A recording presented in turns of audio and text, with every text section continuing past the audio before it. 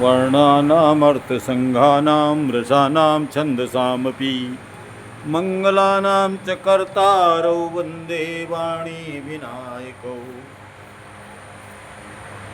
कर्पूरगौरं करुणावतारं संसारसारं भुजगेन्द्रहारं सदा वसन्तं हृदयारविन्दे भवानी सहितं नमामि। नीलाम्बुजश्यामलकोमलाङ्गं सीतासमारोपितवामभागं पाणौ महासायकुचारुचापं नमामि रामं रघुवंशनाथं। सर्वमङ्गलमाङ्गल्यं शिवे सर्वार्थसाधिके त्र्यम्बके गौरी नारायणी नमस्तुते। त्र्यम्बके गौरी नारायणी नमस्तुते। उद्भवस्थित संहारकाणी क्लेशहारिणी सीता सर्वश्रेष्ठकरीं सीता नतोऽहं रामचन्द्रवल्लभाम्। नागेन्द्रहाराय त्रिलोचनाय भस्मङ्गरागाय महेश्वराय नित्याय शुद्धाय दिगंबराय तस्मै नमः नकाराय नमः शिवाय। मंदाकिनी सलिल चंदन चर्चिताय नंदीश्वर प्रथम प्रमथनाथ महेश्वराय। मंदार पुष्प पुष्प सुपूजिताय तस्मै मकाराय नमः शिवाय। शिवाय गौरी वदनाब्ज वृंद सूर्याय दशाध्वरनासिकाय श्रीनीलकंठाय वृषध्वजाय तस्मै शिकाराय नमः शिवाय। वशिष्ठ कुंभोद्भवो गौतमार्य मुनीन्द्रदेव अर्चितशेखराय चंद्रार्कवैश्वानरलोचनाय तस्मै वरुणोपकाराय नमः शिवाय। यक्षस्वरूपाय जटाधराय पिनाकहस्ताय सनातनाय दिव्याय देवाय दिगंबराय तस्मै यकाराय नमः शिवाय। पंचाक्षरमिदं पुण्यं या पठेत् शिव सम्यदोषि लोकमाप्नोति शिवेन संमोदते। भगवान शंकर से बड़ा कोई देव नहीं और अघोर मंत्र से बड़ा कोई मंत्र नहीं। अघोरेभ्यो घोरेभ्यो घोर घोर तरभ्यो सर्वेभ्यः सर्वेभ्यो नमस्ते रुद्ररूपेभ्यो। ओम विशुद्ध ज्ञानोदयाय त्रिवेदी दिव्यचक्षुषे श्रेया प्राप्ति निमित्ताय नमः सोमार्तिधारिणे। ओम त्र्यंबकं यजामहे सुगन्धिं पुष्टिवर्धनम् उर्वारुकमिव बन्धनात् मृत्योर्मुक्षीमामृताम्। हे शंकर तेरी महिमा अगमनंत अपार हरि। ब्रह्मा विष्णु आदि ने भी ना पाया इसका पार हरि। निज मत से सब स्तुति करते समय क्या संकोच हरि। मैं भी तेरी महिमा गाऊं निरपवाद ये सोच हरि। अतीत पंचानम वाणी और मन से भी आगे तेरी महिमा विपुल हरि। चकित हुई स्तुतियां कहते बारंबार हरि। तेरा वर्णन कौन करे निर्गुण कहे या सगुण हरि। अर्वाचीन पथों पर किसका चलता मन वचन हरि। अमृतमय वचनों से पूरित सुरगुर की विस्मयकारी वाणी भी चकित हुई कहते स्तुतियां सारी। मेरी वाणी बने पावनी तेरी स्तुत से हे शंभु। इसलिए मैं मेरी मत से स्तुत करता हे शंभु। है सर्व तुम्हारा हे शंभु उदय प्रलय रक्ष करता। ब्रह्मा विष्णु महेश रूप से सतरज गुण को रखता। अज्ञानी ऐसा सोचे शिव शंकर कुछ ना करते किंतु मूर्ता उनकी है शंभु त्रिगुण रचना रचते।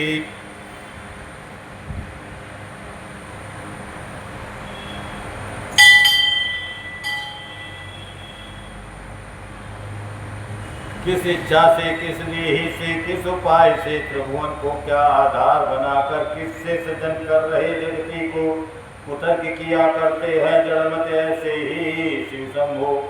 जगत मोह में बचे हुए सर्व न जाने कौ शंभु। ईश्वर तुझ शंकाए तुझ पर शंकाए करते अति मूढ़ हरि। क्या लोक जन्मा या शरीर होते प्रकट हरि। क्या ना प्रकृति से प्रकट हो रहे सारे प्राणी मात्र हरि। या फिर कोई नियंत्रण, कोई नहीं नियंत्रण इस रचना पर नित्य हरि। वैदिक योगिक वैष्णव जन सब सैव शांत मत हे शंभु, पृथक पृथक दिखते केवल रुचि अनुसार सभी शंभु। किंतु सरल कठिन मार्ग से तुम्हें ही पाते हैं, जल जैसे जल न जहाँ तहाँ सिंधु को जाते हैं। बूढ़ा बैल कपाल परस मृग छाला सर्प पड़ी, खड़वांग वश में आभूषण शोभित गहरी। फिर भी सम्भूत भू इंद्रित सिद्धियाँ प्राप्त करी, विषय वासना मृत तृष्णा योगी ना इसमें भ्रमती। कोई कहता सब मिथ्या, कोई कहता ये सत है, कोई कहते स्थिर अस्थिर जगत व्यस्त विषयों में है। इन्हीं कुतर्कों से शिव शंकर विस्मित मैं शंभु, लज्जित हूँ स्तुति करता दृष्ट बना मैं शंभु। शंभु तुम्हारे ज्योतिर्लिंग के आदि अंत के पाने को, ब्रह्मा विष्णु चले उद्यत हो ऊंच नीच काल पाने को। पार न पाया थके अंत में शंभु, व्रत न जाने दी श्रम से स्वयं प्रकट होकर शंभु। तो चरणों में रावण ने से सुमनों का उपहार दिया, भुज दंड प्रबल रण में उद्भट अति शौर्य पर पराक्रम किया। अनायास निर्वाद राज भी उसने त्रिभुवन का पाया है। हे शंभु तेरी भक्ति भक्ति शक्ति का चमत्कार उसने पाया है।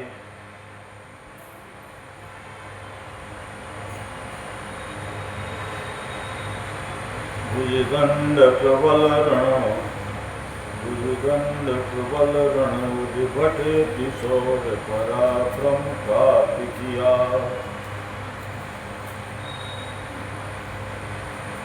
शंभु तुम्हारी सेवा से रावण ने मुझ पल पाया, उद्दंड बन करके हिम गिरवर तोलन को आया।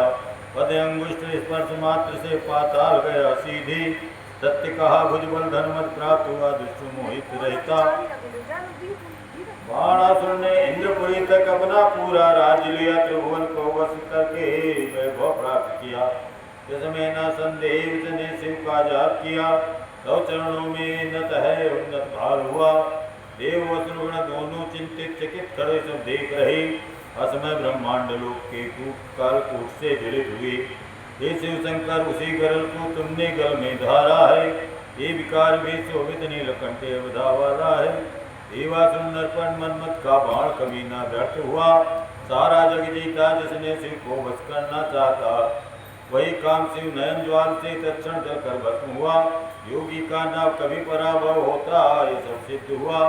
शंभु जगत की रक्षा हित तांडव नृत्य किया करते, उस समय मही डोले डगमग दंडों से तारे पिटते।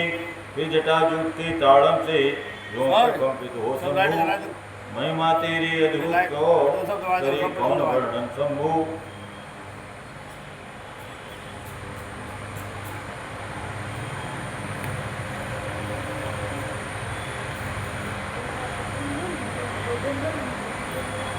ओम हरि मुरारी दान जू चार पदारथ को त्रिपुरारति हो पुर में सिरटी को। भोरो भलो भले भाई को भूखो भलो कोई कियो सुमरे तुलसी को। ताबिन आज को दास भयो कबहू न मिटो लघु लालच जी को। साधु कहा करी साधन तय जो पैराधो नहीं पति पार्वती को। नित नेम कर प्राति पाठ करे, मनोकामना पूर्ण करो जगदीश। मगिसा छठे मंत्र ऋतु संवत्सर सज्जान, अस्तुति करे पूर्ण कीन कल्याण।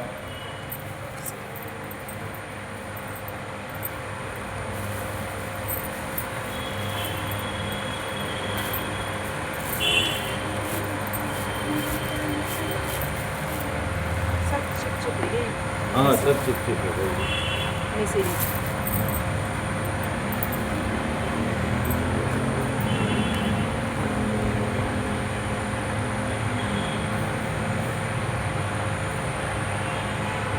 इसमें शिव पुराण में पहला प्रारंभ महात्म्य से होता है। उसके बाद पहला खंड जो है विदेश्वर संहिता है। महात्म्य में 3 कथाएं आती हैं। पहली कथा है देवराज ब्राह्मण की, दूसरी चंचला की, तीसरी पिशाच बिंदुक की, और उसके बाद फिर कथाएं आती हैं नारद मोह की। चौथी कथा नारद मोह की है।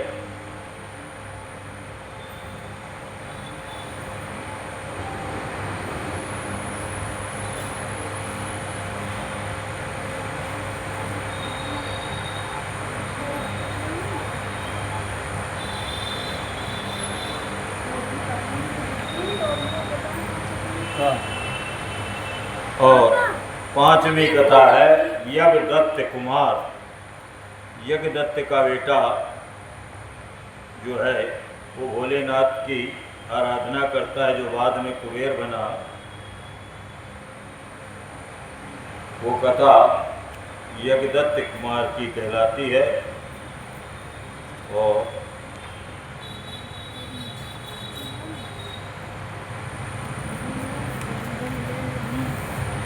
वो कथा रुद्र संहिता की कथा होती है।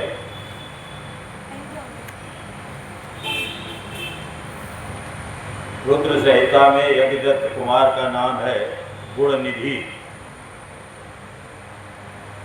गुणनिधि ही दूसरे जन्म में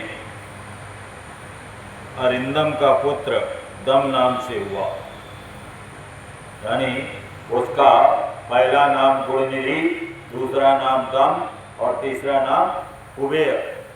उसके पिता का नाम गुणनिधि, अरिंदम और विश्रवा।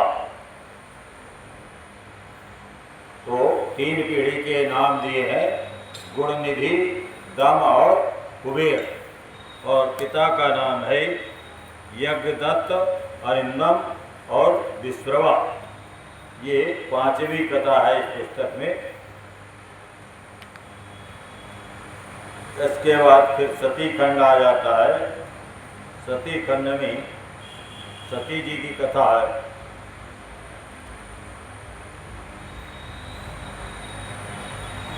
जिसमें ये बताया गया कि ब्रह्मा से कामदेव का जन्म हुआ और ब्रह्मा से कामदेव का जन्म हुआ और दक्ष से रति का जन्म हुआ। फिर रति और कामदेव का विवाह हो जाता है।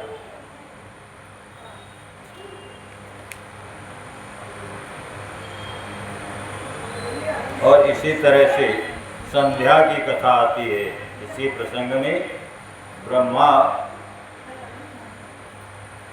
की एक बेटी संध्या थी।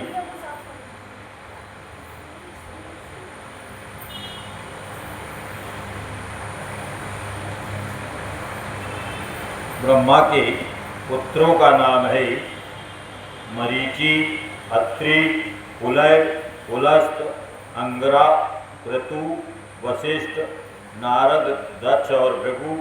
ये ब्रह्मा के मानस पुत्र कहलाते हैं। और ब्रह्मा से जिस सुंदरी का जन्म हुआ उसका नाम संध्या है। इन मानस पुत्रों के अलावा ब्रह्मा से ही कामदेव प्रकट हुए, ब्रह्मा से ही रुद्रदेव प्रकट हुए। ब्रह्मा के भोलेनाथ के बाएं अंग से विष्णु, दाहिने से ब्रह्मा और मध्य भाग से रुद्र प्रकट हुए।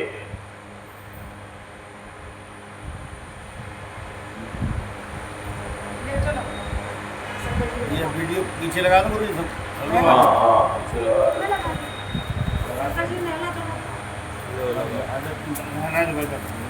हम लोग बस सही नहीं लगा, वो पानी है वहाँ न लगा दो।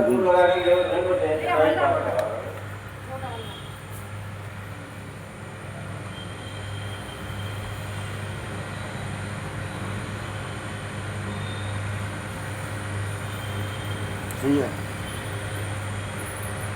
तो संध्या नाम है ब्रह्मा की पुत्री का। और संध्या ने एक पर्वत पर जाकर तपस्या की है और तपस्या की विधि वशिष्ठ जी ने उसे बताई। इसलिए वशिष्ठ पर भी वो आकर्षित हुई। अगले जन्म में संध्या का विवाह अरुंधति सती नाम से वशिष्ठ के साथ हुआ।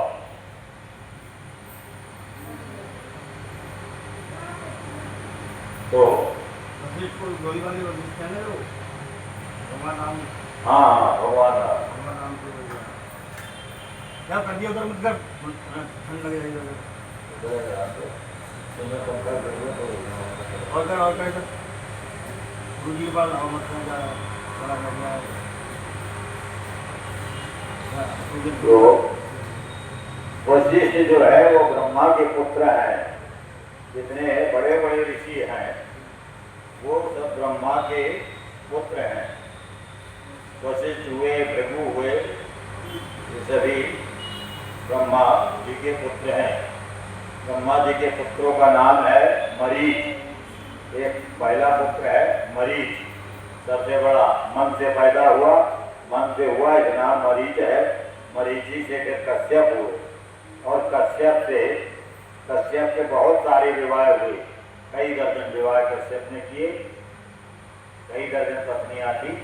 जितने भी आपको जातियां दिख रही हैं, पक्षी है, पशु है, सर्प है, जितने प्रकार की योनियां हैं, देवता हैं, दैत्य हैं, किन्नर हैं, नाग हैं, यक्ष हैं, विद्याधर हैं, सिद्ध हैं, चारण हैं, जितने प्रकार की योनियां दिख रही सब ये कश्यप की संतान है। एक एक पत्नी से एक एक वर्ग समूह पैदा हुआ। जैसे दिति से दैत्य हुए, आदिति से देवता हो गए, आदित्य 12 हुए, आदिति से 12 सूर्य, और आदिति से वामन भगवान भी हुए, आदिति से इंद्र भी हुए। तो सारे देवता आदिति से हुए। फिर तार्क्ष, गरुड़ एक पत्नी से हुए, एक पत्नी से सर्प कद्रु से हुए। तो ब्रह्मा का बेटा मरीचि और मरीचि का बेटा कश्यप, कश्यप की ढेर सारी संतान। इसी प्रकार ब्रह्मा का बेटा कर्दम, छाया से उनकी कर्दम हुए, और ब्रह्मा के बेटा नारद भी है, ब्रह्मा के बेटा अत्रि भी है, ब्रह्मा के बेटा पुलय और पुलस्त है। पुलस्त से रावण हुआ, कुबेर हुआ पुलस्त। और ब्रह्मा के बेटों में अंगिरा ऋषि, ब्रह्मा के बेटों में क्रतु, वशिष्ठ, दक्ष। दक्ष की पत्नी, दक्ष की कई बेटियां थी, कम से कम 60-70 बेटियां थी। उस समय से रति नाम की बेटी थी, कामदेव को ब्याह गई। सती नाम की बेटी थी, वो शंकर जी। स्वरा नाम की बेटी वो पितरों को ब्याह गई। सुहा नाम की बेटी वो अग्नि को ब्याह गई। मूर्ति नाम की बेटी धर्म को ब्याह गई।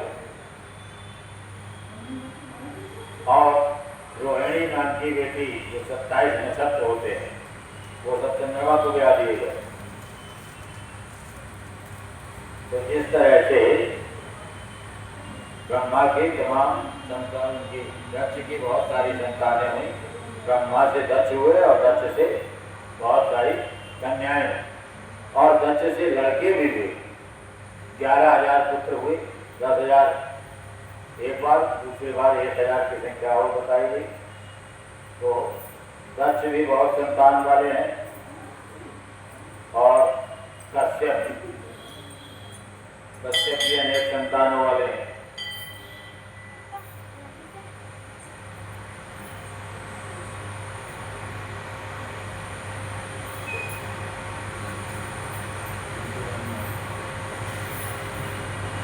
संध्या का, मेधा तिथि का नाम 2 जगह आता है। एक तो संध्या का, मेधा के यज्ञ में संध्या ने अपने प्राण त्यागे थे। मेधा की यज्ञशाला में संध्या ने अपने शरीर की आहुति दी थी, अपने प्राण त्यागे थे। फिर यज्ञशाला में ही वो प्रकट हुई हैं, तब उनकी मेधा की पुत्री कहलाई।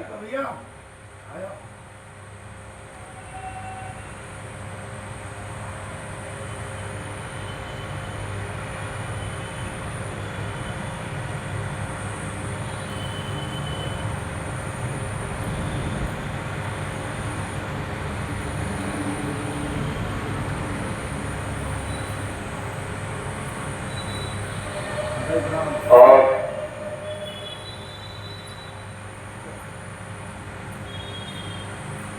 सती के यज्ञ में, दक्ष के यज्ञ में सती जाकर अपना प्राण जब त्यागती हैं तो उसके बाद विष्णु, इंद्र, बृहस्पति इन सब ने शिवगण वीरभद्र से युद्ध किया।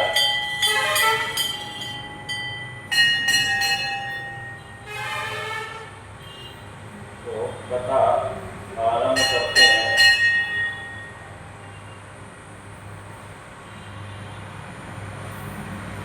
चतुर्मुख ब्रह्मा के मुख से परमात्मा रुद्रदेव की सृष्टि बताई गई है। शिव पुराण में कहा गया कि ब्रह्मा ऋषियों ने कहा कि ब्रह्मा के मुख से रुद्रदेव यानी भोलेनाथ की सृष्टि बताई गई है।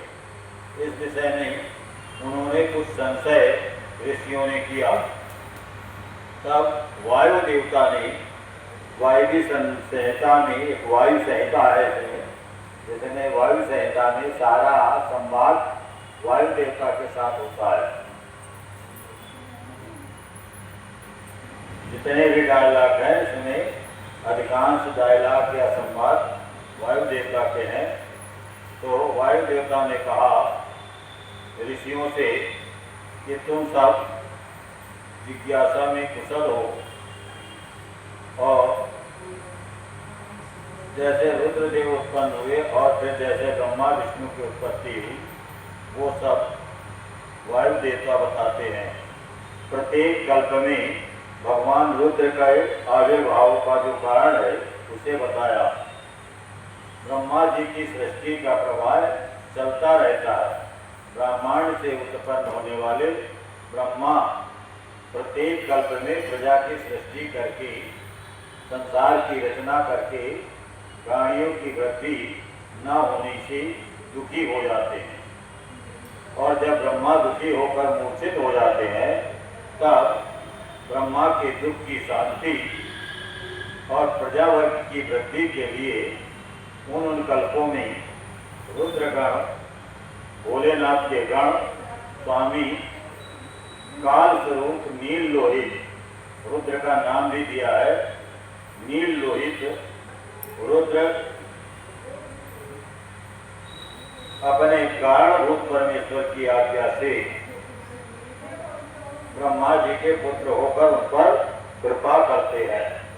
यानी शांत सदाशिव भगवान भोलेनाथ, भोलेनाथ के गण है रुद्र, रुद्र महेश ये अलग है और भोलेनाथ या शांत सदाशिव अलग है। ऐसा भ्रम हो जाता है कई बार कि ब्रह्मा विष्णु महेश और भोलेनाथ सब एक ही है। तो महेश और भोलेनाथ एक है, महेश और भोलेनाथ और रुद्र एक है। ऐसे ही कई पुराणों में विष्णु का नाम आता है, विष्णु के साथ महाविष्णु का नाम आता है, ऐसे कृष्ण के साथ महाकृष्ण का नाम आता है। तो जो परमात्मा है उसका नाम सांब सदाशिव है। फिर उस परमात्मा ने ही विष्णु को, ब्रह्मा को और महेश को उत्पन्न किया। अब ये है कि पहले विष्णु आए, परमात्मा से, भोलेनाथ से पहले आए विष्णु। विष्णु ने शेषनाग पर शयन किया और उनके नाभि से फिर ब्रह्मा हुए और ब्रह्मा से के मस्तक से फिर रुद्र या महेश हुए।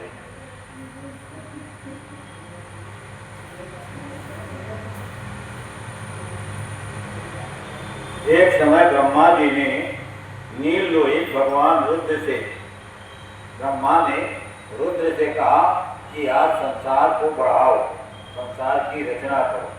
तो रुद्र ने 11 रुद्र, पहले 11 रुद्र हुए एक रुद्र से, फिर 11 रुद्र से उनकी संख्या बढ़ती गई तो फिर लाख में पहुंची, फिर करोड़ में पहुंची, करोड़ के बाद फिर असंख्य में रुद्र की संख्या वो पहुंच गई। उसके बाद सारी सृष्टि, सारा संसार रुद्रों से भर गया। तब और चूंकि रुद्र अमर थे तो कोई मर नहीं रहा था, तो संख्या कम नहीं हो रही थी। तब ब्रह्मा ने कहा कि इस संख्या को कम करने का उपाय क्या होना चाहिए? रुद्र से पूछा कि आप ऐसी सृष्टि करो जिसमें जन्मने वाले मरे भी, ताकि संसार में जगह कम ना पड़े।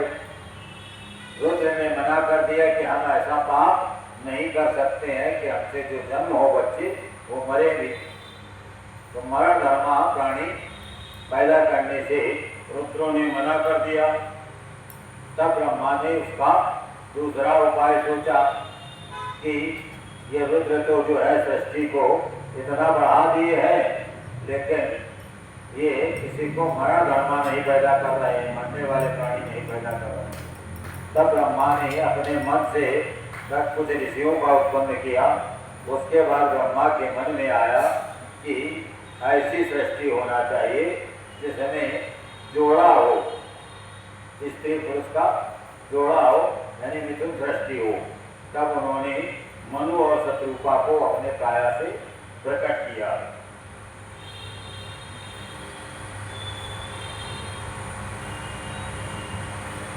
वायुदेव कहते हैं, जब फिर ब्रह्मा जी की रची हुई प्रजा न बढ़ सकी, तब उन्होंने मैथिली सृष्टि का विचार किया। इसके पहले ईश्वर से नारियों का समुदाय प्रकट नहीं हुआ था। कहीं कहीं ऐसा भी प्रसंग आता है शिव पुराण में आगे कि विष्णु जब लेटे थे तो विष्णु की नाभि से ब्रह्मा पैदा हुए और विष्णु के कान से दो दैत्य पैदा हुए, जिनका नाम मधु और कैटक। वो दैत्य ब्रह्मा को खाने के लिए दौड़े, मारने के लिए दौड़े। तब ब्रह्मा ने स्मरण किया भगवान का, तो क्योंकि विष्णु भगवान सो रहे थे तो शक्ति का स्मरण किया। तब शक्ति शिवा ने, उमा ने प्रकट होकर के उन दोनों दैत्यों को मारा।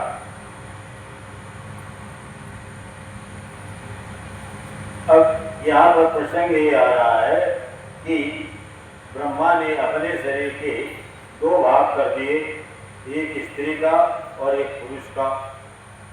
आधे भाग से स्त्री, आधे भाग से पुरुष। इसके पहले ईश्वर से नारियों का समुदाय प्रकट नहीं हुआ था, इसलिए तब तक ब्रह्मा मैथिली सृष्टि न कर सके थे। तब उनके मन में विचार को स्थान दिया और निश्चित रूप से ऐसा विचार किया जो मनोरथ की सिद्धि करे। उन्होंने प्रजाओं की वृद्धि के लिए परमेश्वर से, भोलेनाथ से पूछना चाहिए, ऐसा विचार किया। और क्योंकि भोलेनाथ की कृपा से ही प्रजाएं या संसार बढ़ सकता है, ऐसा सोच करके ब्रह्मा ने तपस्या की। और तपस्या करने पर ईश्वर के पास रहने वाली परम शक्ति, ईश्वर से युक्त त्रिलोचन का अपने हृदय में जब चिंतन किया, तब महादेव जी ही संतुष्ट हो गए, प्रसन्न हो गए। भोलेनाथ अपने अंश से अद्भुत मूर्ति में, तब भोलेनाथ ऐसे रूप में प्रकट हुए। अलग अलग पुराणों में अलग अलग वर्णन है। कहीं ये आता है कि ब्रह्मा जी के शरीर से दो भाग हो गए, काया के दो भाग हो गए, एक का और एक या। का माने ब्रह्मा। और उस काया के दो भाग हुए, एक भाग जो स्त्री भाग था वो शत्रुपा कहलाए, जो पुरुष था वो मनु कहलाए। ये कथाएं भी आती हैं। और यहाँ पर ये कथा भी आई कि ब्रह्मा ने जब तपस्या की, पूजा की, तो भोलेनाथ स्वयं अर्धनारीश्वर रूप में प्रकट हुए। अर्थात भोलेनाथ ही आधे रूप में नारी और आधे रूप में पुरुष। तो भगवान महादेव आधे शरीर से नारी और आधे शरीर से ईश्वर होकर के ब्रह्मा के पास गए। उन सर्वव्यापी सब कुछ देने वाले भोलेनाथ को ब्रह्मा जी ने प्रणाम किया। और ब्रह्मा जी बोले, संपूर्ण देवताओं के स्वामी भोलेनाथ, आपकी जय हो।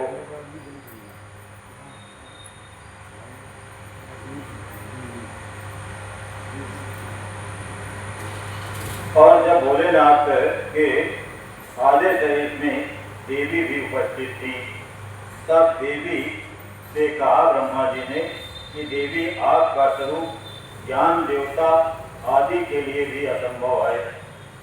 देवताओं के लिए भी देवी का स्वरूप असंभव है। आप आत्म तत्व के सूक्ष्म ज्ञान से प्रकाशित होती है। 3 गुणों का मर्दन करने वाली मैत्री देवी की जयकार की और उसके बाद देवी के प्रचुर अंग सुशोभित थे और तब देवी से कहा कि आप मनोवांछित वस्तुओं को देने वाली हैं। इस प्रकार ब्रह्मा ने देवी की स्तुति की है। जय देव महादेव, जय ईश्वर महेश्वर, जय सर्वगुण श्रेष्ठ, जय सर्वासुर अभित। इस तरह से ब्रह्मा ने देवी की और भगवान भोलेनाथ की वंदना की। उसके बाद वायु देवता कहते हैं ब्रह्मा जी से, इसके बाद महादेव जी की महामेघ की गर्जना के समान मधुर गंभीर मंगलदायिनी वाणी ने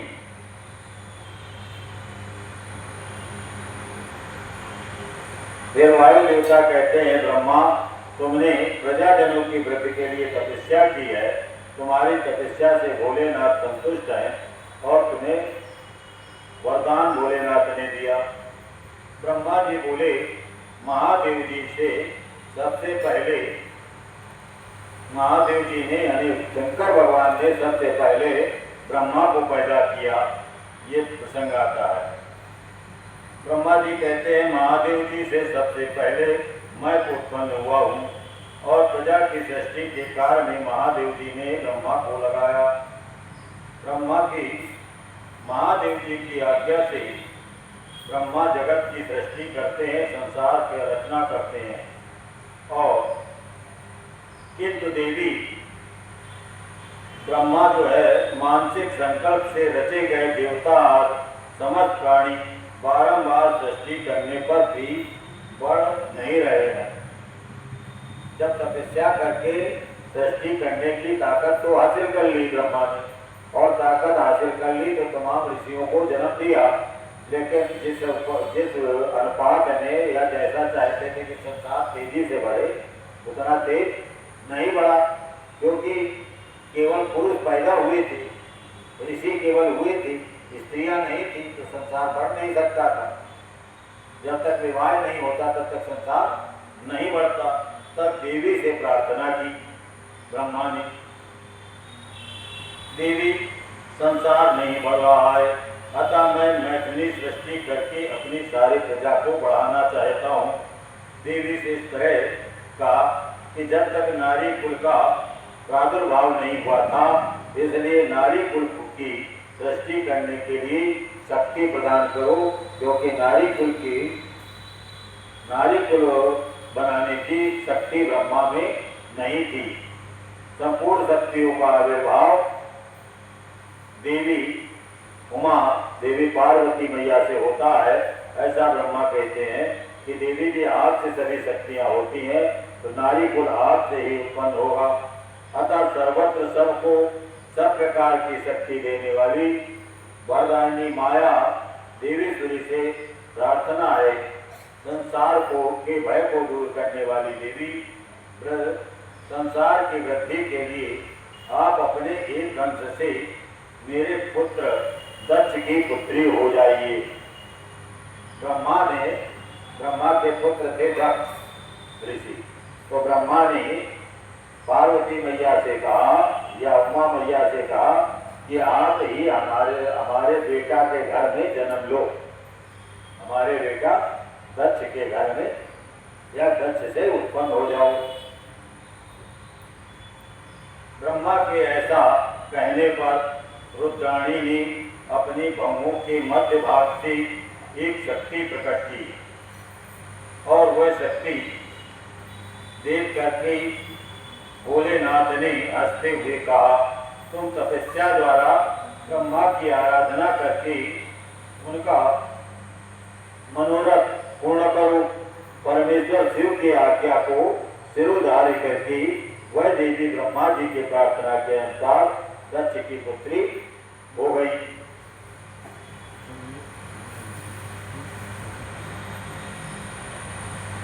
इस प्रकार ब्रह्मा को बहुरूपणी अनुपम शक्ति देकर देवी शिवा महादेव के शरीर में प्रविष्ट हो गए।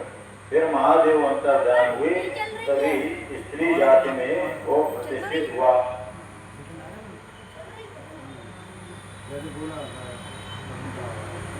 नहीं बोला नहीं आ रहा है, ठीक है, बोला होता तब नहीं चलती है। वो नहीं तब भी चलती रहती है।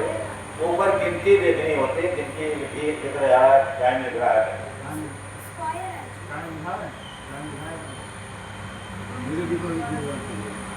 और टाइम लिखा होगा।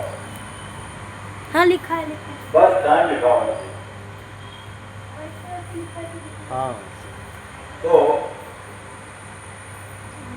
वैसे ब्रह्मा के बेटा दक्ष की शादी अक्षनी नाम की कन्या से हुई थी। वीरा या अक्षनी नाम का एक प्रजापति था, उसकी कन्या वीरणी थी, उससे दक्ष प्रजापति की संतानें हुई हैं। लेकिन ये जो दक्ष की पुत्री है,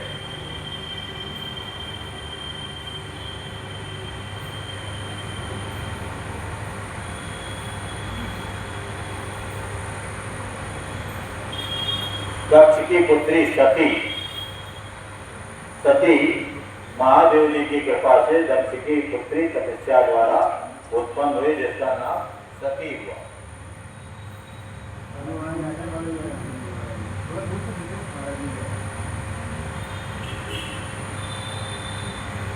वायु देवता कहते हैं, इस प्रकार महादेव जी से ही संतान सनातन पराशक्ति को पाकर प्रजापति ब्रह्मा मैथिली सृष्टि करने की इच्छा लेकर के स्वयं भी आधे शरीर से नारी और आधे शरीर से पुरुष हो गए। अब आया ये किस्सा। पहले भोलेनाथ आधे शरीर से स्त्री, आधे शरीर से पुरुष के रूप में प्रकट हुए। उसके बाद ब्रह्मा जी भी जब नारी सृष्टि करनी थी तो आधे शरीर से स्त्री बने और आधे शरीर से पुरुष हुए। फिर आधे शरीर से स्त्री और पुरुष के बाद फिर उनसे संतानें हुई। ब्रह्मा की संतानें सरस्वती, कन्या संतान में सरस्वती है और पुत्र संतान में ऋषि है। और आधे पुरुष शरीर से विराट को उत्पन्न किया, यानी ब्रह्मा से दो हुए, एक शत्रुपा प्रकट हुई। आधे शरीर से जो नारी हुई उसका नाम शत्रुपा, और जो आधे शरीर से पुरुष हुआ उसका नाम विराट कहलाया। विराट पुरुष का ही दूसरा नाम मनु कहलाता। देवी शत्रुपा ने तपस्या करके मनु को पति रूप में वर्ण किया। हालांकि मनु और शत्रुपा दोनों ब्रह्मा की ही संतानें। मनु शत्रुपा का विवाह हुआ और मनु शत्रुपा दोनों ब्रह्मा से उत्पन्न हुए।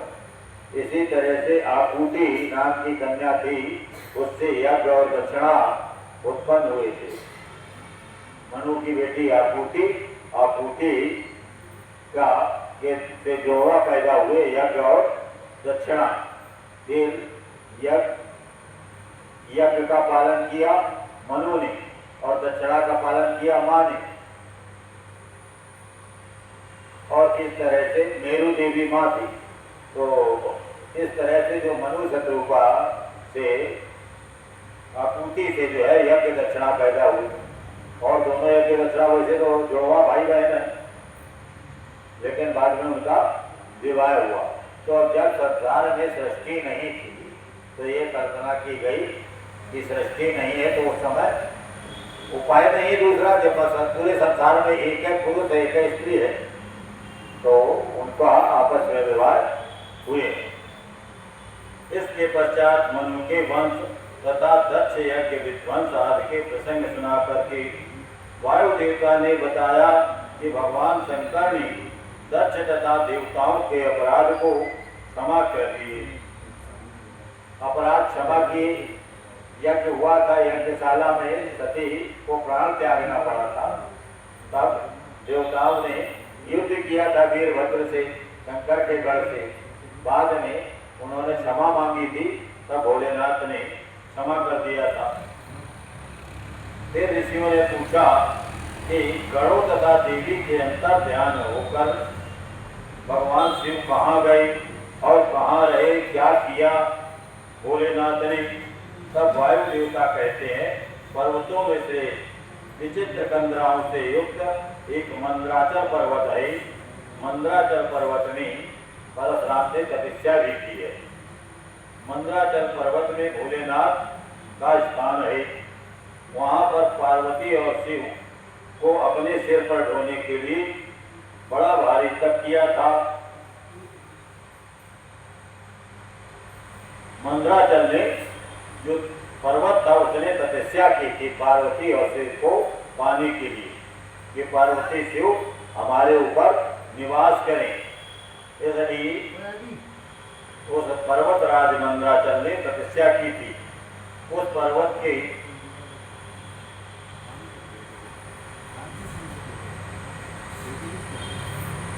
जब इस प्रकार कुछ समय मंदराचल के उद्यान में पहुंचकर, मंदराचल में एक बगीचा था जिसमें देवी पार्वती और भोलेनाथ उस बगीचे में घूमने लगे। फिर उसके बाद ब्रह्मा जी की मैथिली सृष्टि के द्वारा जब संतानें बढ़ गईं, संसार में प्रजा बढ़ने लगी, तब शुंभ और निशुंभ नामक दो दैत्य उत्पन्न हुए। शिव पार्वती के द्वारा शुंभ निशुंभ का वध किया जाता है। और जब ब्रह्मा जी ने दो दैत्यों को उत्पन्न किया, जैसे विष्णु ने मधुकैटभ को उत्पन्न किया था, ऐसे ब्रह्मा ने शुंभ और निशुंभ को उत्पन्न किया। शुंभ निशुंभ आपस में भाई थे। उनके तपोबल से प्रभावित होकर के देवी परमेष्ठी ब्रह्मा ने दोनों भाइयों को वरदान दिया, क्योंकि ब्रह्मा जी का तपस्या करते हैं। ब्रह्मा जी की जितने भी दैत्य होते हैं वो ब्रह्मा की या भोलेनाथ की तपस्या करते हैं। तो शुंभ निशुंभ ने ब्रह्मा की तपस्या करके वरदान मांग लिया। और वरदान क्या मांगा? उन्होंने कहा, जगत के किसी भी पुरुष से मारे न जा सके, ऐसा वरदान मांगा शुंभ निशुंभ ने कि किसी पुरुष प्राणी से न मारे जाए। यानी पुरुष से न मारे जाए तो इसका मतलब स्त्री शेष रह गई, तो स्त्री से मारे जा सकते हैं। तभी देवी के द्वारा मारे गए स्त्री से, पुरुष से नहीं मारे गए संभव, क्योंकि वरदान में केवल ये शर्त थे कि पुरुष से नहीं मारे जाओगे। उन दोनों ने ब्रह्मा जी से प्रार्थना की थी कि पार्वती देवी के अंश से उत्पन्न जो अयोनिजा कन्या उत्पन्न हो, जिसे पुरुष का स्पर्श तथा रति नहीं प्राप्त हुई हो, तथा जो अलंग, जो पराक्रम संपन्न हो, जिसमें वीरता का भाव हो, उसके प्रति काम भाव से पीड़ित होने पर उसी देवी के हाथों मारा जाऊं। उन्होंने अपनी व्रत पहले से बता दी थी ब्रह्मा से कि अगर मैं मारा जाऊं तो पार्वती की कन्या से मारा जाऊं। तभी से युद्ध में इंद्र आज देवताओं को उन्होंने जीत लिया।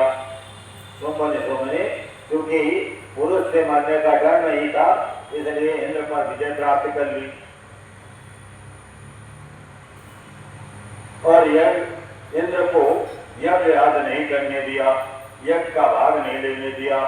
तब ब्रह्मा ने शुंभ निशुंभ के वध के लिए भोले से प्रार्थना की। इसके बाद ब्रह्मा ने प्रार्थना की, एकांत में देवी की निंदा करके भी जैसे तैसे भोलेनाथ को क्रोध दिलाइए, देवी को क्रोध दिलाइए।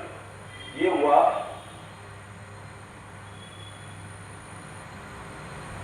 ब्रह्मा ने भोलेनाथ से कहा कि ये देवी मैया को आप क्रोध दिलाइए, अगर इनको क्रोध आ गया तभी शुंभ निशुंभ की हत्या बंद हो सकता है, और कोई दूसरा उपाय है नहीं। भोलेनाथ मार नहीं सकते, ब्रह्मा मार नहीं सकते, कोई पुरुष मार नहीं सकता। स्त्री से मरने का वरदान मिला है, तो स्त्री से भोलेनाथ ब्रह्मा ने कहा, आप पार्वती को, उमा को ये कहो कि इसको मारने के लिए पहले उनमें क्रोध पैदा हो। जब क्रोध पैदा हो जाएगा तब वो किसी को मारने के लिए तैयार होंगे। वैसे तो देवी दयालु होती हैं, तो दयालुता में तो किसी को मारेगी नहीं। तब उसके रंग की देवी जो है काली थी, महाकाली रूप। तो महाकाली के और पार्वती के जो भी रंग था वो काला रंग था, श्याम रंग। तो एक उपाय ब्रह्मा ने बताया भोलेनाथ को कि इसका जो काला रंग है, जो श्याम रंग है, इसकी बुराई करो कि तुम कहो उससे कि तुम्हारा रंग बहुत काला है, तुम गोरी नहीं हो। जब ये बात बार बार कहोगे कि तुम्हारा रंग काला है, तुम गोरी नहीं हो, तो क्रोध आ जाएगा और क्रोध से इसकी ऊपरी खाल जल जाएगी, काली खाल, तब इसकी फिर गोरी खाल निकलेगी।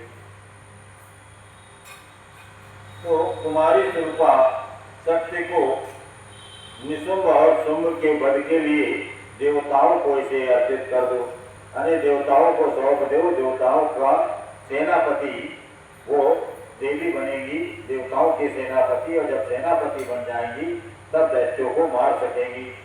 ब्रह्मा जी के ऐसा प्रार्थना करने पर रुद्र भगवान ने एकांत में पार्वती की निंदा करते हुए कहा, तुम तो बहुत काली हो। तब सुंदर वर्ण वाली देवी पार्वती काला रंग को, काले रंग की शिकायत या आक्षेप आरोप लगाया कि आप काली हो, ये बार बार कहा। इस बात से वो नाराज हो गई, तो क्रोधित हो गई, कुपित हो गई और पतिदेव से मुस्कुरा करके बोली, समाधान रहित वाणी द्वारा बोली। देवी ने कहा, यदि मेरे काले रंग पर प्रेम नहीं है तो इतने दीर्घकाल से अपनी शिक्षा का आप गमन क्यों करते रहे?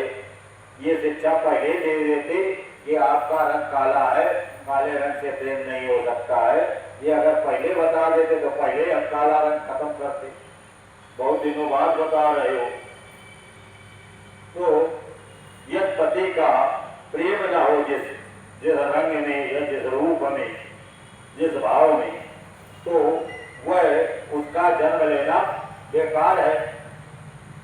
पार्वती ने, काली मैया ने कहा कि मेरा जन्म लेना बेकार है अगर आप हमसे प्रेम नहीं करते हैं या हमारे शरीर से रंग से प्रेम नहीं करते हैं, तो जन्म लेना ही बेकार है। स्त्रियों की यह सृष्टि पति के भोग प्रधान अंग है। यदि वह उससे वंचित हो गई, यदि पति के प्रेम से स्त्री वंचित हो गई तो बेकार है। ऐसा कहकर देवी पार्वती सैया से उठकर खड़ी हो गई और तपस्या के लिए आज्ञा मांगी। पार्वती ने अपना रंग बदलने के लिए तपस्या करने की आज्ञा मांगी। इस पर शिव भोलेनाथ ने कहा, मैंने क्रीड़ा या मनोविनय, ये बात तो हंसी उपहास में कही है, ठिठोली में कही है, ये सचमुच नहीं कही है। हमारा प्रेम तो आपसे है, आपके रंग से हमें मतलब नहीं है। फिर भी मेरा इस अभिप्राय को न जानकर तुम कुपित क्यों हो गई, तुम क्रोधित क्यों हो गई? यदि तुम मेरा प्रेम नहीं होगा तो किस पर हो सकता है? मेरा प्रेम तो पत्नी में ही होगा, एक पत्नी होता है। देवी ने कहा, भगवान पति के प्यार से वंचित होने पर जो नारी अपने प्राणों को नहीं छोड़ती, वह शुभ लक्षणा होने पर भी निंदा की पात्र होती है। मेरे शरीर गौर वर्ण का नहीं है, इस बात को लेकर आपको खेद है। इसलिए क्रीड़ा में कहें, चाहे ठिठोली में कहें, चाहे हंसी में कहें, चाहे उपहास में कहें, चाहे प्रयास में कहें, अगर आपने कहा है कि काली कलुकी हो, काली कलुकी कहा जाना कैसे संभव हो सकता था? मेरा कालापन आपको प्रिय नहीं है, इसलिए ये साधुओं द्वारा अगर निंदित है, अतः तपस्या द्वारा मैं इसका त्याग किए बिना आप यहाँ नहीं रह सकती। भोलेनाथ बोले, श्यामता को लेकर के तुम्हें दुख हो रहा है, संताप हो रहा है, तो इसके लिए तपस्या करने की जरूरत नहीं है। तुम मेरी या अपनी इच्छा मात्र से दूसरे वर्ण से युक्त हो जाओ। भोलेनाथ ने कहा कि बिना तपस्या के मन में विचार करो और मन से ही ध्यान करोगी तो मन से विचार लाने पर ही आप गोरी हो जाओगी। देवी ने कहा, मैं आपसे अपने रंग का परिवर्तन नहीं चाहती। भोलेनाथ ने कहा कि मैं आपका रंग बदल दूं, तो कहती है कि मैं आपसे रंग नहीं बदलवाऊंगी, स्वयं भी बदलने का संकल्प नहीं करूंगी। अब तो तपस्या द्वारा ब्रह्मा की आराधना करके गोरी हो जाऊंगी। ब्रह्मा की आराधना, ब्रह्मा की तपस्या करने का मन बनाया काली ने। शिव बोले, पूर्व काल में भोलेनाथ की कृपा से ब्रह्मा को ब्रह्म पद की प्राप्ति हुई थी तथा तपस्या द्वारा उन्हें ब्रह्मा को बुलाकर तुम क्या करोगी? तो देवी ने कहा, इसमें संदेह नहीं है कि ब्रह्मा आदि देवताओं को आपसे भोलेनाथ से ही उत्तम पद मिला है। ब्रह्मा को जो ब्रह्मा पद मिला है वो भोलेनाथ की द्वारा दिया गया है। तो भी भोलेनाथ की आज्ञा पाकर की तपस्या द्वारा काली मैया ब्रह्मा की आराधना करके ही अभिष्ट ऐसे रंग बदलना चाहती हैं। पूर्व काल में जब सती के नाम से दक्ष की पुत्री हुई थी, तब तपस्या द्वारा भोलेनाथ को पति के रूप में प्राप्त किया था। इसी प्रकार आज भी तपस्या द्वारा ब्राह्मण ब्रह्मा को संतुष्ट करके गौरी होना चाहती हैं। ऐसा करने में कोई बुराई नहीं है। महादेव के ऐसा कहने पर वामदेव मुस्कुराते हुए से चुप रह गए। देवी के ऐसा कहने पर वामदेव माने भोलेनाथ चुप हो गए। देवताओं का कार्य सिद्ध करने की इच्छा से उन्होंने देवी को रोकने के लिए हट नहीं किया।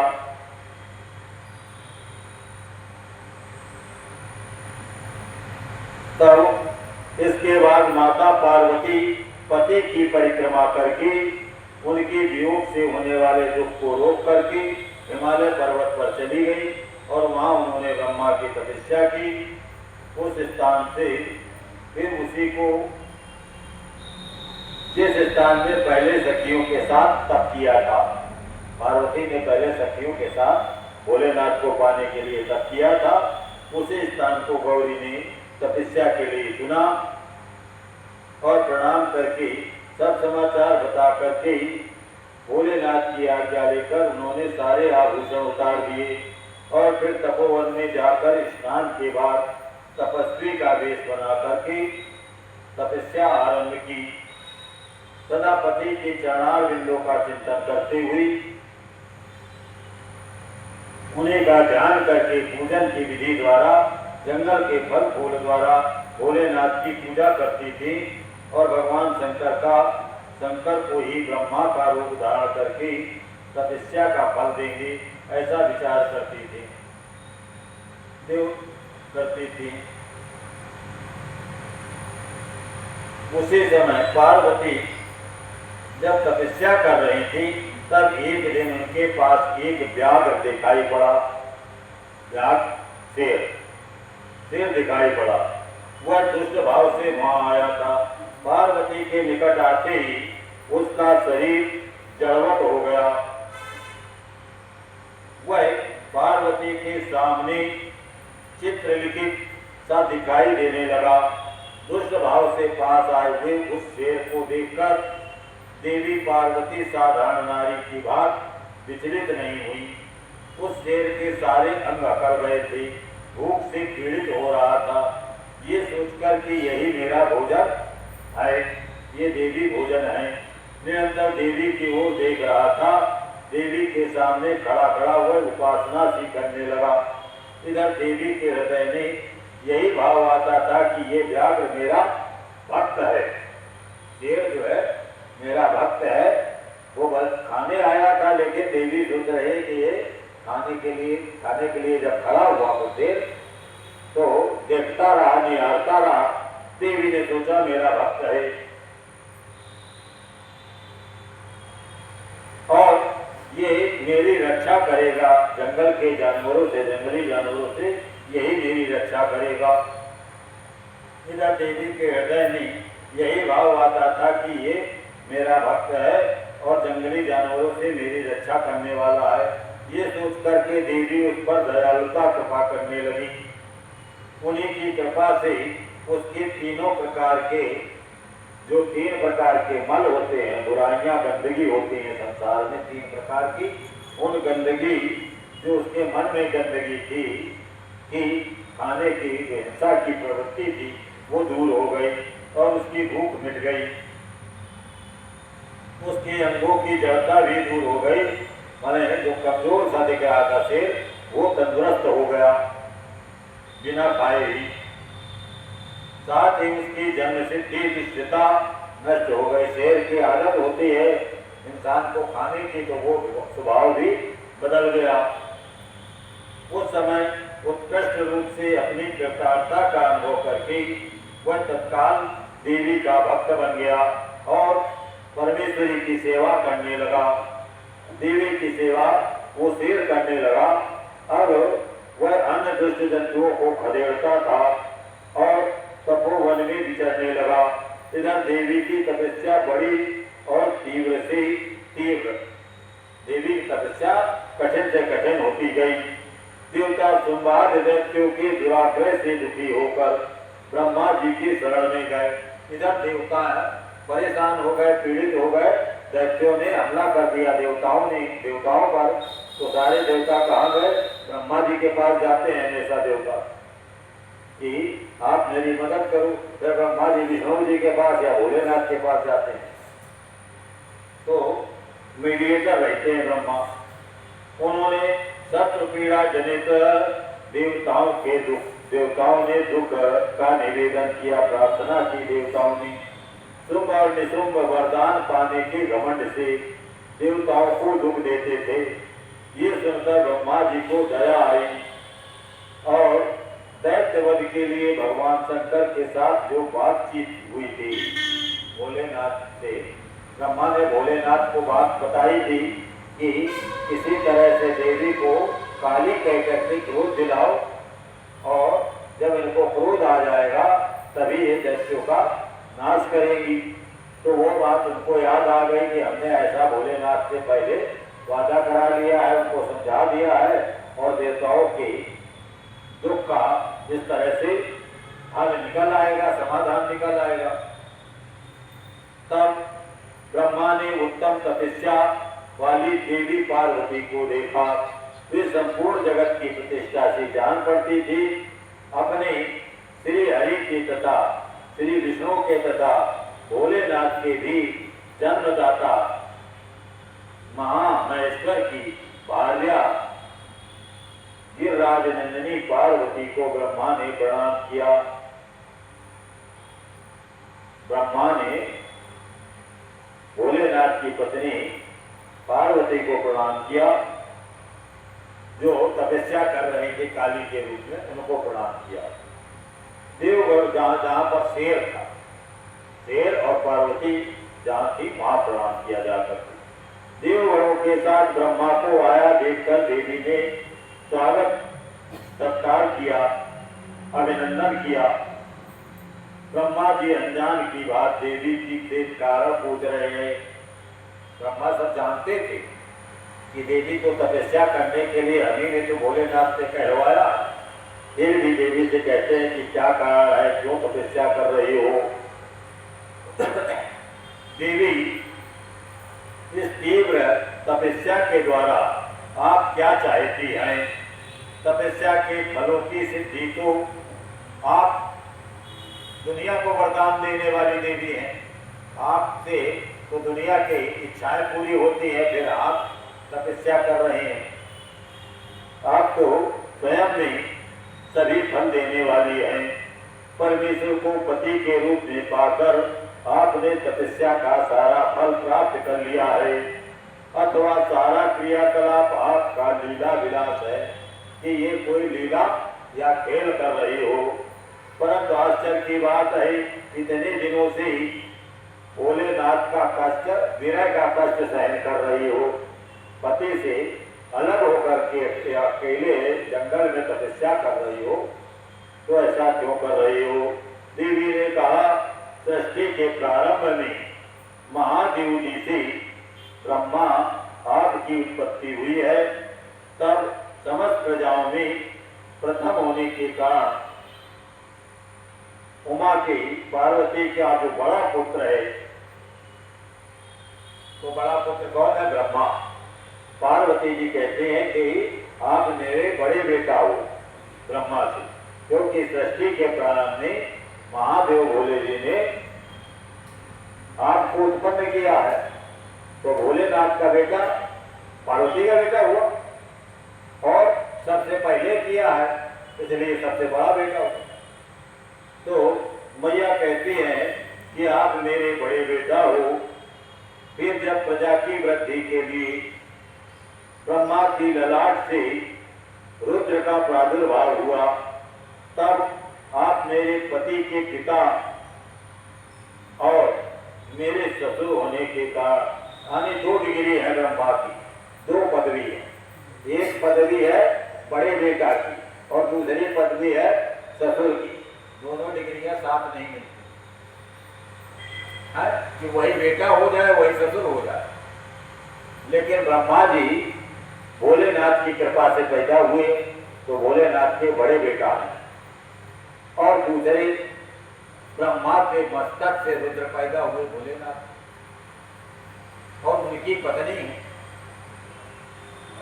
तो ब्रह्मा जो है भोलेनाथ के पिता भी हुए, और पिता की पत्नी सास बहू का, ससुर बहू का रिश्ता हो गया।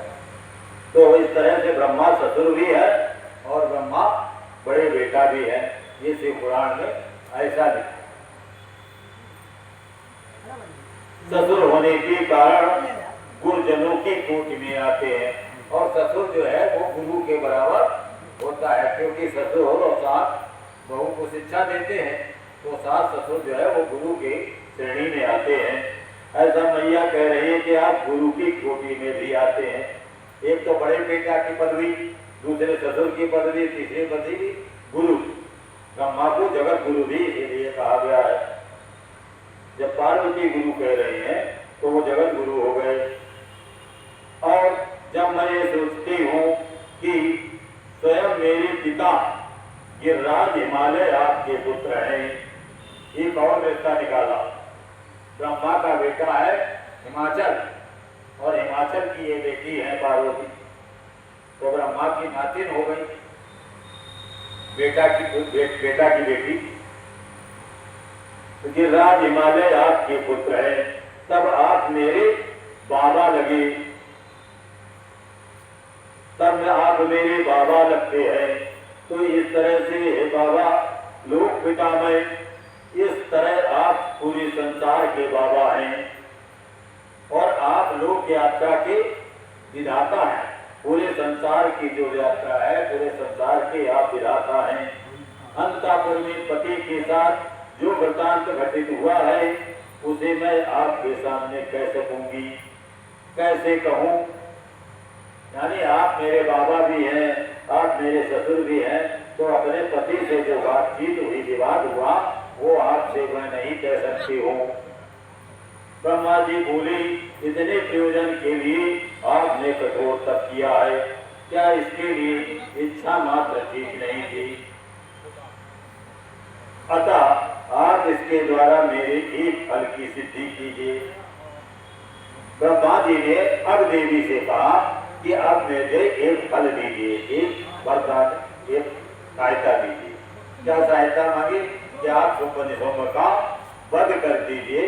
ये सहायता ब्रह्मा ने उस देवी पार्वती से मांगी, काली से।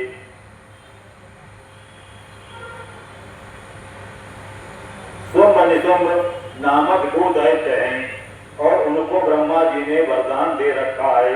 इससे उनका घमंड बढ़ गया है और वो देवताओं को सता रहे हैं।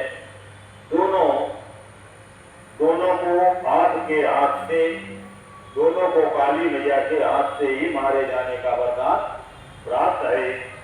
अतः अब विलंब करने से कोई लाभ नहीं है। आप क्षण भर के लिए स्थिर हो जाइए। आपके द्वारा जो शक्ति रची या छोड़ी जाएगी, देवी से कह रहे हैं कि आप अपने से एक शक्ति रचो या शक्ति छोड़ो, उसी से दोनों की मृत्यु हो जाएगी। क्योंकि शर्त एक कंडीशन और लगा दी थी उसने सोमन ने कि जो कन्या हो वो अयोनिजा हो। अयोनिजा कहते हैं जो बिना पति या बिना पिता के केवल माता से हो, वो अयोनिजा हो। तो उन्होंने अपने शरीर से एक शक्ति को प्रकट किया और वो शक्ति एक तरह से काली की पुत्री हुई और गौरी। तो ब्रह्मा जी के इस प्रकार प्रार्थना करने पर गिरिराज कुमारी देवी पार्वती सहसा अचानक अपनी काली त्वचा, अपनी काली खलड़ी को छोड़ करके, आवरण को उतार करके गौर वर्णा हो गई। वही मैया अपने शरीर के त्वचा ऊपरी हिस्से को छोड़ करके गौर हो गई। त्वचा कोष काली त्वचा में आवरण रूप से त्यागी गई। जो उनकी शक्ति थी उसका नाम कौशिकी हुआ। और नाम क्या हो गया?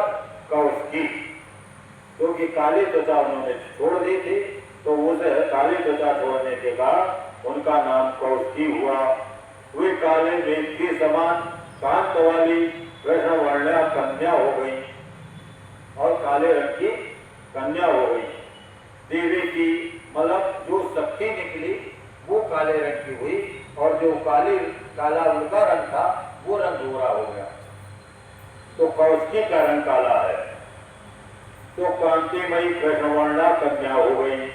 देवी की वह महामाई मायामयी शक्ति ही योग निद्रा। उस जो माया से वो शक्ति जो पैदा हुई थी कन्या, उसी का नाम योग निद्रा है, उसी का नाम वैष्णवी है। उसकी 8 बड़ी बड़ी भुजाएं हैं।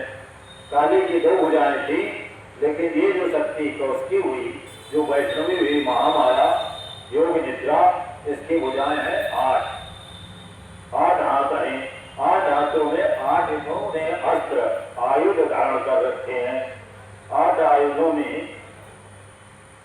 3-4 नाम दिए हैं कि शंख चक्र त्रिशूल शक्ति परघा, ये आयुध थे। उस देवी के 3 रूप हैं। देवी के 3 रूप बताए। एक रूप है सौम्य, दूसरा घोर और तीसरा सौम्य और घोर मिलकर के मिश्रित रूप। वह 3 नेत्रों से युक्त थी। जैसे भोलेनाथ के 3 नेत्र हैं, ऐसे कौशिकी के भी 3 नेत्र हैं।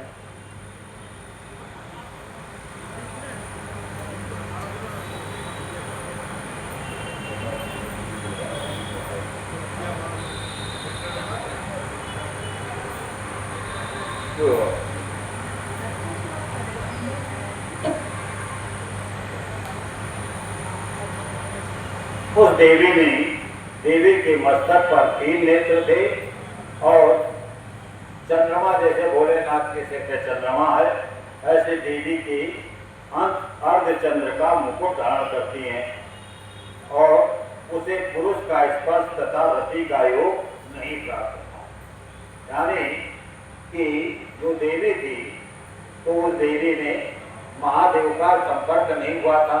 कन्या जो पैदा हुई उस देवी से, उस देवी को ना तो पुरुष का संपर्क हुआ, ना उसका विवाह हुआ, ना उसका कोई श्रृंगार हुआ। इस तरह से जो एक कंडीशन यही लगी थी वरदान में कि अयोनिजा कन्या हो और उसका ना तो रति हो और ना पुरुष से संपर्क हुआ हो।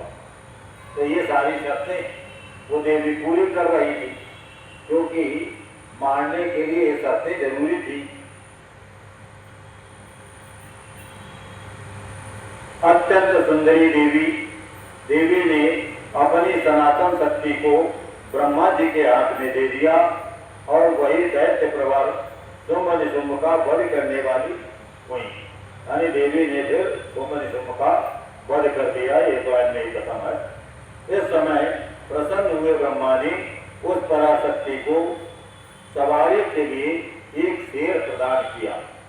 जो प्रबल सिंह है वो ब्रह्मा ने उसे दिया कि आप इस शेर को साथ रखो, इस सिंह की सवारी करो।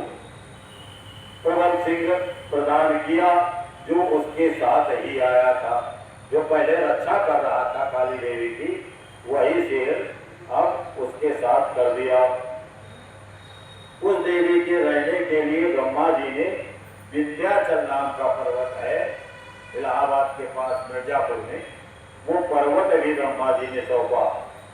तय कर दिया कि इस विंध्याचल पर्वत में निवास करो और यहाँ नाना प्रकार के उपचारों से उनका पूजन किया। ब्रह्मा ने देवी का पूजन भी किया। विश्वकर्मा ब्रह्मा के द्वारा सम्मानित हुई वह देवी अपनी माता गौरी को और ब्रह्मा को प्रणाम करके अपने ही अंगों से उत्पन्न और अपने ही समान शक्तिशालिनी अनेक करोड़ों अरबों अनंत शक्तियों को साथ लेकर के दैत्यराज शुंभ निशुंभ को मारने के लिए उत्साहित हुई, उद्यत हुई, प्रकट हुई और फिर विंध्याचल पर्वत में चली गई। उसने समरांगण में, युद्ध के मैदान में उन दोनों दैत्यों को मार गिराया। उस युद्ध का अन्यत्र वर्णन हो चुका है, इसलिए यहाँ कथा संक्षेप में कही है। देवी पुराण में उसका विस्तार से दुर्गा सप्तशती में वर्णन है। वायु देवता कहते हैं कौशिकी के उत्पन्न करके उसे ब्रह्मा जी के हाथ में देने के बाद गौरी देवी ने बदले के लिए ब्रह्मा से कहा। देवी बोली, क्या आपने मेरे आश्रम में रहने वाले व्याघ्र को, शेर को देखा है? इसने दुष्ट जंतुओं से मेरी रक्षा की है। ये मुझ में मन लगा करके अनन्य भाव से शेर जो है भजन करता रहा है।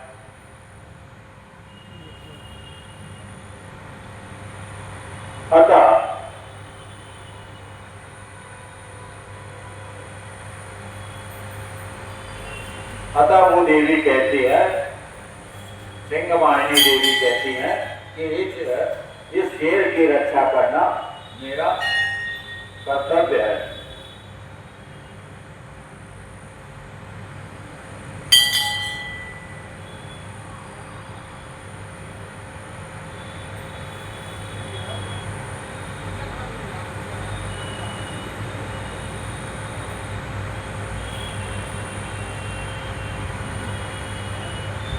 तो देवी ने ब्रह्मा जी से कहा है कि ये शेर जो है सिंह मेरा भजन करता रहा है, मेरी भक्ति करता रहा है, इसलिए इस शेर की रक्षा मेरा दायित्व है, मेरी जिम्मेदारी है, ऐसा कहा।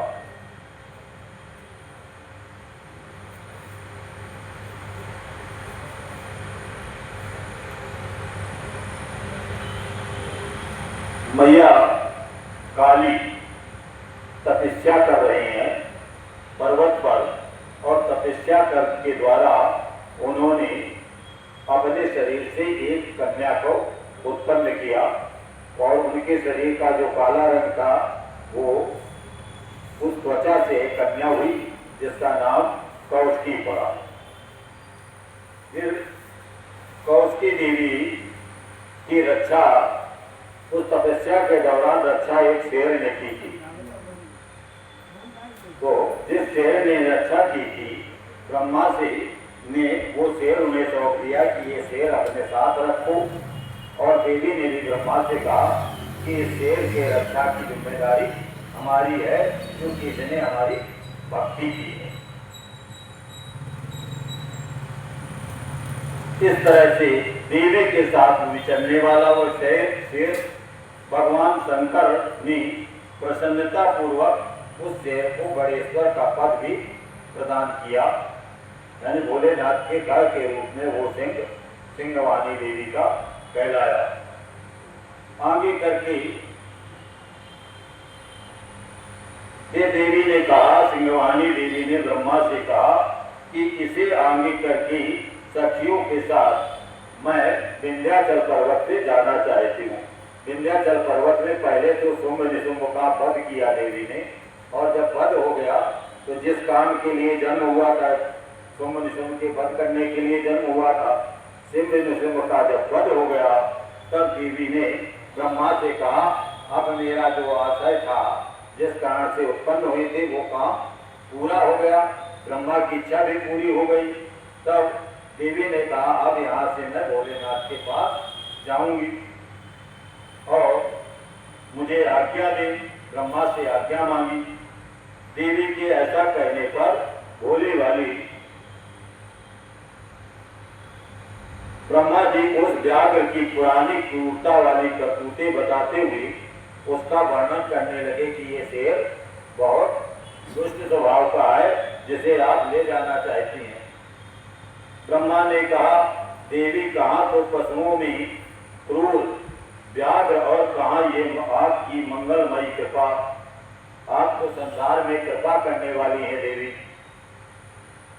और आप विषधर सर्प के मुख में साक्षात अमृत क्यों सींच रही हैं। मतलब जहाँ आप देवी कृपा करने वाली हैं, आप अपनी सवारी सिंह को बनाएंगी तो इसको देख करके लोग डरेंगे, भयभीत होंगे। इसको आप ले जाएंगी तो ये तो वैसे ही हुआ जैसे सर्प को जहर देने के समान हो, सर्प के मुख में जैसे अमृत देने के समान हो। ये केवल व्याघ्र के रूप में रहने वाला कोई दुष्ट निशाचर है। ये जो शेर है, ये पहले एक दुष्ट निशाचर था। इसने बहुत सी गायों को और ब्राह्मणों को खा डाला है। ये उन सबको दुख देता था और मनमाना रूप धारण करता था। अतः इसे अपने पाप का फल भोगना चाहिए। ऐसे दुष्टों पर आपको कृपा नहीं करनी चाहिए। तब देवी ने कहा कि जो कुछ कहा है ठीक है, लेकिन मेरी शरण में कैसा भी पापी आ जाए, कैसा भी दुष्ट आ जाए, उस सबको जो मेरी शरण में आ जाता है, मैं उसको त्यागती नहीं हूँ। भगवान का और देवी का ये स्वभाव है कि शरणागत कैसा भी हो, चाहे बैरी भी हो, अगर शरण में आ गया तो उसको छोड़ते नहीं है, उसको शरण देते हैं, उसकी रक्षा करते हैं। ब्रह्मा ने कहा, आपके प्रति भक्ति है, इस बात को जाने बिना ही मैंने जो पूर्व चरित्र का वर्णन किया। यदि इसके भीतर भक्ति है तो पहले के पापों से इसका क्या बिगड़ने वाला है, अर्थात इसका कुछ नहीं बिगड़ेगा। इस प्रकार परम तत्व का स्मरण करके ब्रह्मा जी ने उससे देवी से प्रार्थना की। तब गौरी देवी तपस्या से निवृत्त हुई और देवी की आज्ञा लेकर ब्रह्मा जी अंतर्ध्यान हुई। फिर देवी ने वियोग को न सकने वाले माता पिता मैना और हिमवान का दर्शन करके, यानी देवी की माँ है मैना और देवी के पिता है हिमाचल, तो हिमाचल और मैना को उन्होंने प्रणाम किया और नाना प्रकार से माता पिता को आश्वासन दिया। इसके बाद देवी ने तपस्या के प्रेमी वृक्षों को देखा। जिन वृक्षों के पास बैठकर तपस्या की थी, उन वृक्षों को देखा, उन वृक्षों को सींचा भी था। उनके सामने फूलों की वर्षा, देवी के सामने वो फूलों की वर्षा कर रहे थे।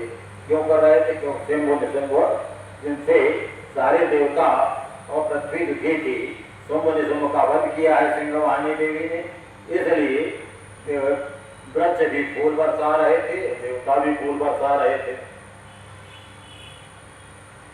अपनी शाखाओं पर बैठे हुए विहंगमों के कलरों के प्यास से मानो व्याकुलता पूर्वक नाना प्रकार से दीनता पूर्वक विलाप कर रहे हों। उनके सामने वृक्षों ने फूल की वर्षा कर रहे थे, लेकिन वो फूल की वर्षा ऐसा लग रही थी जैसे वियोग से, ये शोक से पीड़ित होकर। अब चूंकि वो वृक्षों से दूर जा रहे हैं देवी, तो वो वृक्ष जैसे रो रहे हो, इसलिए वृक्षों के फूल गिरते थे, लेकिन लगता था वृक्षों के आंसू झर रहे हैं। अपनी शाखाओं पर बैठे पक्षियों के कलरों से के व्याज से मानो वो व्याकुलता पूर्वक विलाप कर रहे हो। जो पक्षियों का, एक तो फूल झर रहे थे तो फूल भी आंसू लग रहे थे, और जो पक्षियों की आवाज थी वो वृक्षों का रोना जैसा लग रहा था। इसके बाद पति के दर्शन के लिए उतावली होकर देवी ने व्याघ्र को औरस पुत्र की बात जैसे बेटे का पालन किया जाता है, ऐसे मैया सिंहवाहिनी ने उस शेर का पालन किया, शेर को अपना बेटा माना। औरस पुत्र की बात प्यार से स्नेह से आगे करके सखियों से बातचीत करती हुई देवी ने देव की दिव्य प्रभा से दसों दिशाओं को प्रकाशित किया। गौरी देवी उस मंदराचल को चली गई जहाँ जगत के आधार पति देव भोलेनाथ विराजमान थे, वहां देवी गई। मंदराचल पर्वत में ऋषियों ने पूछा, शरीर को दिव्य गौर वर्ण से युक्त बना करके देवी पार्वती ने मंदराचल में प्रवेश किया था। तब वह पति से इस प्रकार मिली। तो वायु देवता ये कथा कहते हैं, इस शिव पुराण में जो अंतिम खंड है उसका नाम है वायु खंड, वायव्य खंड। तो अंतिम खंड में सारी कथा वायु देवता से संवाद के रूप में है। शौनक आदि ऋषि वायु देवता से संवाद करते हैं और वायु देवता की डायलॉग और देवी के डायलॉग हैं इसमें। जिस प्रेम गर्भित रस के द्वारा अनुरागी पुरुषों के मन का हरण होता है, उस परम रस का ठीक ठीक वर्णन करना तो असंभव है। पति पत्नी के बीच में जो आनंद होता है, उस आनंद को शब्दों से नहीं बताया जा सकता है, ऐसा वायु देवता कहते हैं। द्वारपाल बड़ी उतावली से रास्ता देख रहे थे। भोलेनाथ का द्वारपाल है नंदी है और वीरभद्र है। ये द्वारपाल उतावली से रास्ता देख रहे थे। उनके साथ ही भोलेनाथ जी भी देवी के आगमन को उत्साह से देख रहे थे। जब वे भवन में प्रवेश करने लगी, तब संकित होकर के उन प्रेमी जनित भावों से वे उनकी ओर सभी देखने लगे। देवी भी भक्ति भाव से उन गणों को देखने लगी, शिव गणों को। उस समय भवन में रहने वाले पार्षदों ने यानी शिव गणों ने देवी की वंदना की। फिर देवी ने वाणी द्वारा भोलेनाथ को प्रणाम किया। प्रणाम करके अभी उठने भी नहीं पाई थी कि भोलेनाथ ने दोनों हाथों से देवी को पकड़कर आनंद से हृदय से लगा लिया, क्योंकि बहुत दिन बाद मुलाकात थी। फिर मुस्कुराते हुई एकटक नेत्रों से मुख चंद्र की सुधा का पान करने लगे, यानी मुख की छवि निहारने लगे। पति देव पत्नी की छवि देखने लगे। फिर उनसे बातचीत करने के लिए अपनी ओर से वार्ता भोलेनाथ ने शुरू की। भोलेनाथ ने बताना शुरू किया पार्वती से और कहा, हे सर्वांग सुंदरी देवी, क्या तुम्हारी मनोदशा दूर हो गई, जिसके रहते क्रोध के कारण तुम विनय का कोई भी उपाय नहीं सूझता था। सबसे पहले ब्रह्मा ने भोलेनाथ से कहा था कि इस देवी को, अपनी देवी को क्रोधित करो, और जब ये क्रोधित हो जाए तब ये दैत्यों का विनाश करेगी। इसलिए कोई ऐसा उपाय ढूंढो, कुछ ऐसे अपशब्द या ऐसे हंसी ठिठोले उपहास करो कि ये क्रोधित हो जाए। तो भोलेनाथ ने कहा था कि तुम तो बहुत काली गलूटी हो। जब काली गलूटी कहा तो वो क्रोधित हो गई। जब क्रोधित हो गई तो उन्होंने कहा कि मैं तपस्या द्वारा अपना काला रंग दूर करूंगी। तपस्या करने के बाद उनके काले रंग की जो खाल थी, उससे कौशिकी नाम की कन्या उत्पन्न हुई और फिर वो गौरी निकल आई, गौरवाणी की। तब से उनका नाम गौरी पड़ गया। तो वो जो काली गलूटी कहा था, उसके कारण उनकी मनोदशा बिगड़ गई थी, यानी क्रोधित हो गई थी। अब वही भोलेनाथ उस बात को फिर से खेल रहे हैं कि आपकी मनोदशा जो बिगड़ गई थी, जो क्रोध आ गया था, वो अब ठीक हो गया है कि नहीं। पहले तो आप विनम्र नहीं हो रही थी, बहुत अनुनय विनय प्रार्थना करने पर भी आप क्रोधित थे, रुष्ट थे, रूठ गई थी। यह साधारण लोगों की बात, हम दोनों में भी एक दूसरे का अप्रिय का कारण विद्यमान है। यदि एक दूसरे से हम लोगों का प्रेम नहीं है, अप्रियता है, तब तो इस सारे संसार में जगत का नाश हुआ समझना चाहिए। यानी हम दोनों में, पार्वती और भोलेनाथ में अप्रियता नहीं रहनी चाहिए। अन्यथा जगत का नाश होगा। मैं भोलेनाथ कहते हैं मैं अग्नि के मस्तक पर स्थित हूँ और तुम सोम की। भोलेनाथ अपना स्थान बताते हैं कि अग्नि के ऊपर भोलेनाथ हैं और सोम माने अमृत या चंद्रमा, उसके ऊपर देवी विराजमान है। हम दोनों से अग्नि और सोमात्मा, ये संसार जो है वो अग्नि और सोम, ठंडा और गर्म, इन दोनों से मिश्रित है।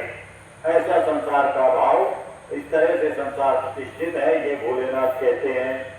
जगत के हित के लिए स्वेच्छा से पार्वती और भोलेनाथ अवतार धारण करते हैं, शरीर धारण करके विचरने वाले हैं। हम दोनों के वियोग में जगत बेकार हो जाता है। इस समय शास्त्र और युक्ति से निश्चित किया हुआ दूसरा कारण और दूसरा हेतु भी है। ये स्थावर जंगम रूप जो जगत है, जो वागार्थाभिव संप्रक्तौ वागार्थप्रत्पत्त है, ये संसार, जैसा कालिदास ने अभियान शाकुंतल में लिखा है कि वाणी और अर्थ के समान, जैसे वाणी से शब्द से अर्थ को अलग नहीं किया जा सकता, ऐसे पार्वती और भोलेनाथ को अलग नहीं किया जा सकता है। तुलसीदास ने उसी को लिखा है रामचरितमानस के पहले श्लोक में, वर्णानाम अर्थ संघानाम रसानाम छंदसामि। यानी जैसे वर्ण अगर कोई शब्द बोला जाए तो उसका कुछ अर्थ होता है और अर्थ और शब्द दोनों एक दूसरे से उत्पन्न हैं, उसी तरह से पार्वती और भोलेनाथ हैं।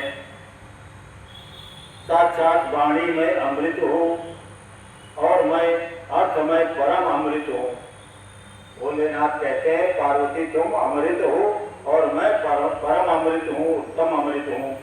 ये दोनों अमृत एक दूसरे से अलग नहीं हो सकते। तुम मेरे स्वरूप का बोध कराने वाली हो और विद्या हो तुम। फिर देवी बोली, भगवान मैंने जिस कौशिकी की सृष्टि की है, कौशिकी नाम की एक नदी भी है, उसे क्या आपने नहीं देखा है? विंध्य पर्वत में निवास करने, ऐसा कहकर देवी ने उस विंध्य पर्वत में निवास करने तथा युद्ध के क्षेत्र में, युद्ध के मैदान में शुम्भ का वध करके उन पर विजय पाने का प्रसंग भोलेनाथ को सुनाया कि किस तरह से पहले तपस्या की, तपस्या करके फिर शेर की प्राप्ति, सिंह की प्राप्ति ब्रह्मा से की और जो फिर सिंह वाहिनी बनकर के शुम्भ का वध किया है, वो सारी कहानी को, उस इतिहास को पार्वती ने भोलेनाथ को सुनाया। उसके बल पराक्रम का वर्णन किया, साथ ही बताया कि उपासना करने वाले लोगों को सदा फल देने वाली हैं देवी, तथा निरंतर संसार की रक्षा करती रहती हैं देवी सिंहवाहिनी। इस विषय में ब्रह्मा जी आपको आवश्यक बातें बताएंगे। और बाकी जो कथा उन्होंने कहा कि मैंने संक्षेप में इतिहास को कहानी बताई, बाकी और अधिक कहानी आपको ब्रह्मा जी बताएंगे। उस समय इस प्रकार बातचीत करती हुई देवी और भोलेनाथ, देवी की आज्ञा से ही एक सखी ने उस शेर को ला करके भोलेनाथ के सामने खड़ा कर दिया। उसे देखकर देवी कहने लगी, हे पतिदेव, हे भोलेनाथ, ये व्याघ्र मैं आपको भेंट करने के लिए लाई हूँ। उपहार दे रही है देवी पार्वती भोलेनाथ को कि ये सिंह ले लो, ये व्याघ्र मैं आपके लिए भेंट लाई हूँ, आप इसे देखिए, इसके समान मेरा उपासक और भक्त कोई नहीं है। इसने दुष्ट जंतुओं के समूह से तपस्या वाले स्थान पर मेरी रक्षा की है। ये मेरा परम भक्त है, अपने रक्षा के कार्य से ये मेरा विश्वास पात्र भरोसे का भी हो गया है। मेरी प्रसन्नता के लिए ये अपना देश छोड़ करके यहाँ आ गया है।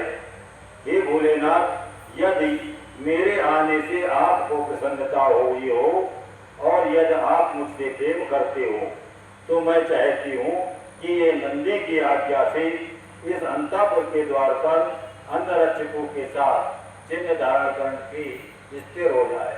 मतलब उसको द्वारपाल बनाने के लिए, सिक्योरिटी गार्ड के लिए कहा कि एक द्वारपाल तो नंदी है आपका और दूसरा द्वारपाल नंदी से पूछ लो, अगर नंदी परमिशन दे तो इसको भी द्वारपाल बना लिया जाए। अब वैसे तो बैल और सिंह का बैल रहता है, लेकिन नंदी से इसीलिए परमिशन मांगी कि नंदी को भय तो नहीं लगेगा शेर से। तो नंदी ने जब परमिशन दे दी तब द्वारपालों में एक द्वारपाल नंदी और एक द्वारपाल सिंह भी हो गया। वायुदेव कहते हैं, देवों के इस मधुर और प्रेम बढ़ाने वाले वचन को सुनकर के भोलेनाथ ने कहा, मैं बहुत प्रसन्न हूँ।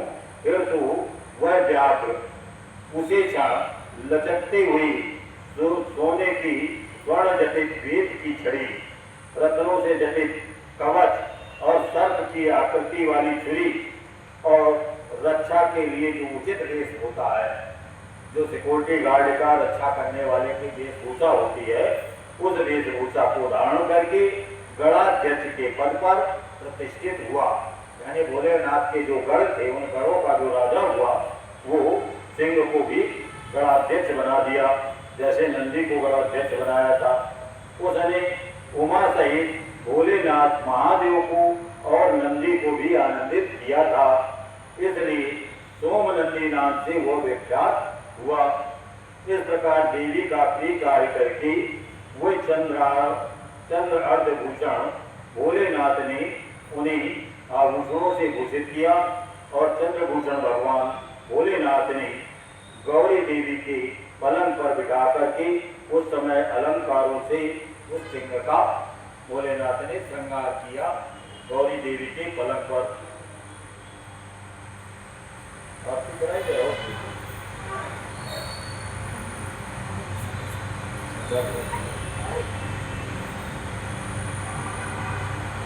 बोलो हर हर विश्व का धर्म की अधर्म का